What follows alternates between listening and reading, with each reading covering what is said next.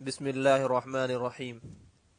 محترم سامعین کرام، آج جس طریقے سے اسلام دشمن طاقتیں مختلف شکوک و شبہات ڈال کر کے اور مختلف نظریوں کے ساتھ اور عجیب پیرائے میں آ کر کے مرد اور عورت کو ایک صف میں ایک لائن میں کھڑا کرنے کی کوشش کر رہی ہے، بالکل اسی کی دیکھا دیکھی آج مذہب اسلام سے تعلق رکھنے والے کچھ لوگ ہیں جو نہ معلوم کیوں آخر اس کے شکار ہو گئے ہیں کہ وہ بھی مرد اور عورت کو ایک ہی صف میں کھڑا کرنے کی کوشش کرتے ہیں۔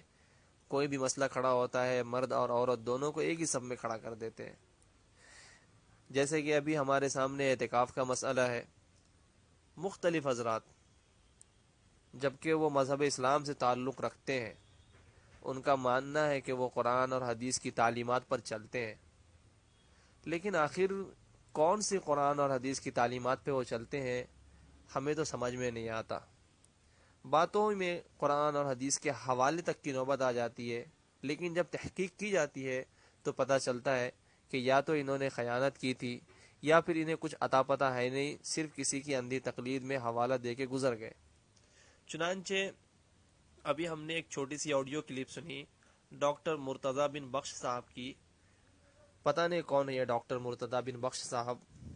انہوں نے بھی اپنے اس چھوٹی سی آڈیو کلپ میں یہی کہا کہ عورتیں اعتکاف کریں اور مسجد میں آ کے اعتکاف کریں، اور انہوں نے فوراً حوالے کے طور پہ حدیث پڑھ دی کہ ازواج مطہرات اعتکاف کیا کرتی تھیں۔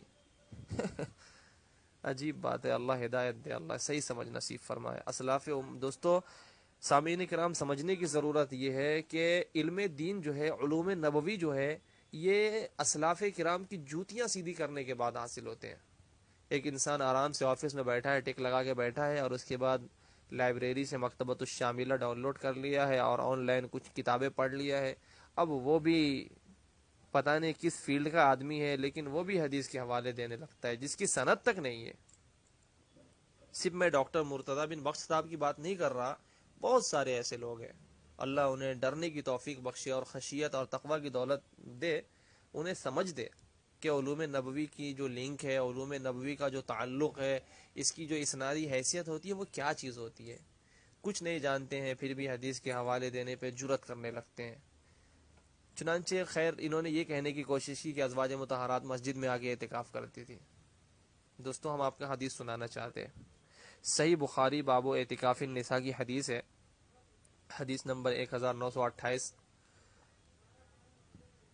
حضرت عائشہ رضی اللہ تعالی عنہ فرماتی ہیں کہ اللہ کے رسول صلی اللہ علیہ وسلم رمضان المبارک کے آخر عشرے میں اعتکاف کیا کرتے تھے، اور میں خود ان کے لیے اپنے ہاتھ سے خیمہ بناتی تھی، یعنی اعتکاف گاہ جو ہے نا، میں بنا دیا کرتی تھی۔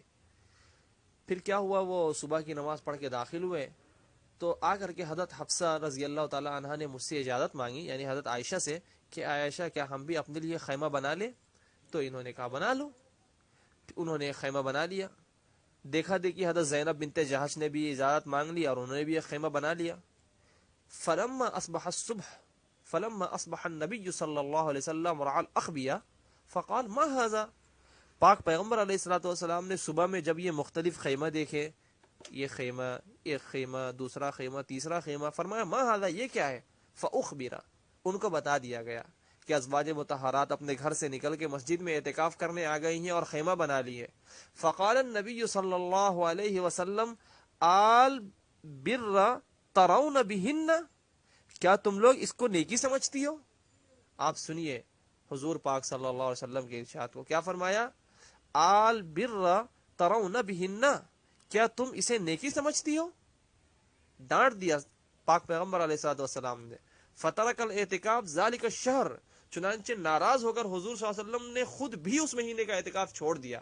میں نہیں کرتا اعتکاف، یہ کیسا اعتکاف کہ میرے ساتھ عورتیں اعتکاف کرنے آ جائے؟ بھلا عورتیں مسجد میں اعتکاف کریں گی؟ چنانچہ حضور صلی اللہ علیہ وسلم نے چھوڑ دیا اعتکاف کو۔ فترک الاعتکاف ذالک الشہر ثم اعتکف عشرا من شوال، آخرکار اس اعتکاف کی انہوں نے قضا کی حضور صلی اللہ علیہ وسلم نے شوال کے مہینے میں۔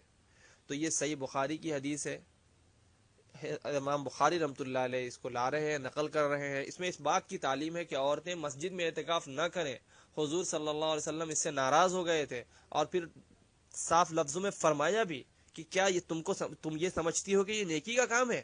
اور پھر حضور صلی اللہ علیہ وسلم اتنے ناراض ہوئے کہ خود بھی اعتکاف چھوڑ دیا، نہیں کیا اعتکاف۔ تو یہ اصل تعلیم ہے، شریعت کی تعلیم یہ ہے کہ عورتیں مسجد میں اعتکاف نہ کریں۔ اب پتہ نہیں لوگوں کو کیا سوجی ہے، کہاں سے وہ حوالے نکالتے ہیں اور کس طریقے سے اپنے من مطابق بات کر لیتے ہیں۔ اللہ رب العزت تمام تر لوگوں کو توبہ کی توفیق نصیب فرمائے، اور قرآن اور حدیث کی جو تحریف کرتے ہیں اس سے توبہ کی توفیق بخشے، منہج سلف پر رہتے ہوئے قرآن و سنت پر چلنے کی توفیق بخشے۔ این دعا ازمن و از جملہ جہاں آمین بعد، و آخر دعوانا ان الحمد للہ رب العالمین۔